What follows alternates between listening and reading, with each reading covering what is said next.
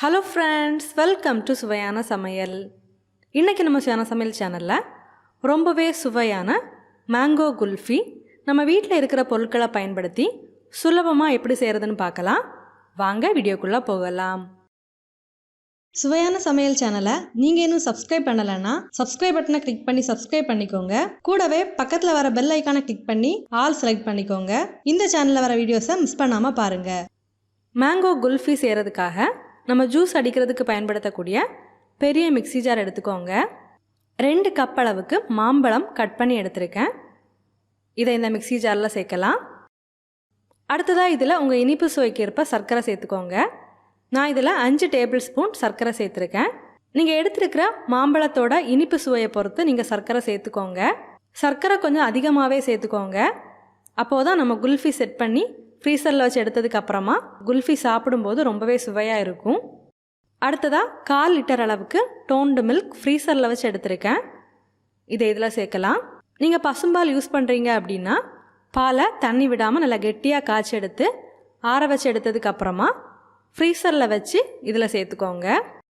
பால் சேர்த்ததுக்கப்புறமா இதை நல்லா நைஸாக அரைச்சி எடுத்துகிட்டு வந்துடலாம். பாருங்கள், நல்லாவே நைஸாக அரைச்சி எடுத்தாச்சு. இப்போ இதை வடிகட்டி எடுக்கலாம். பாருங்க, வடிகட்டி எடுத்ததுக்கு அப்புறமா இதை பார்க்குறதுக்கு நல்லாவே க்ரீமியாக இருக்குது. இப்போ இதை நம்ம செட் பண்ணிடலாம். நான் இன்னைக்கு இந்த மேங்கோ குல்ஃபி செட் பண்ணுறதுக்காக இந்த மாதிரி சின்ன டம்ளர் எடுத்திருக்கேன். உங்ககிட்ட குல்ஃபி மோல்டு இருந்தது அப்படின்னா நீங்கள் குல்ஃபி மோல்டை யூஸ் பண்ணிக்கோங்க. இந்த மாதிரி டம்ளர் யூஸ் பண்ணுறதா இருந்தது அப்படின்னா உங்ககிட்ட இருக்கிறதுல சின்ன டம்ளர் பார்த்து எடுத்துக்கோங்க. நான் இன்னைக்கு 3 சின்ன டம்ளர் எடுத்திருக்கேன். இப்போ நம்ம ரெடி பண்ணி எடுத்துருக்கிற மேங்கோ பல்ப்பை இந்த டம்ளரில் சேர்க்கலாம். ஒரு 3/4 அளவுக்கு சேர்த்துக்கோங்க, போதும்.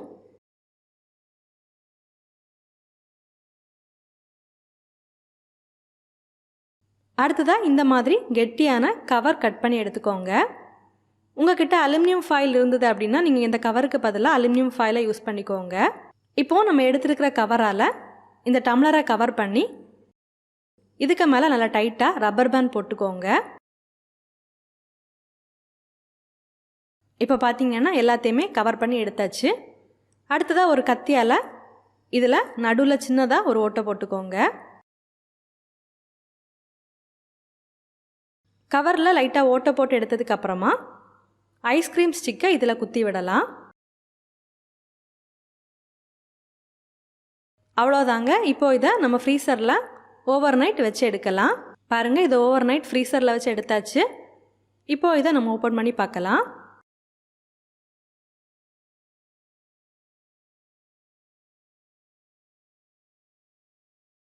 ஒரு பாத்திரத்தில் கொஞ்சமாக தண்ணி எடுத்து அதில் இந்த டம்ளரை ஒரு 2 செகண்ட் வச்சு எடுக்கலாம்.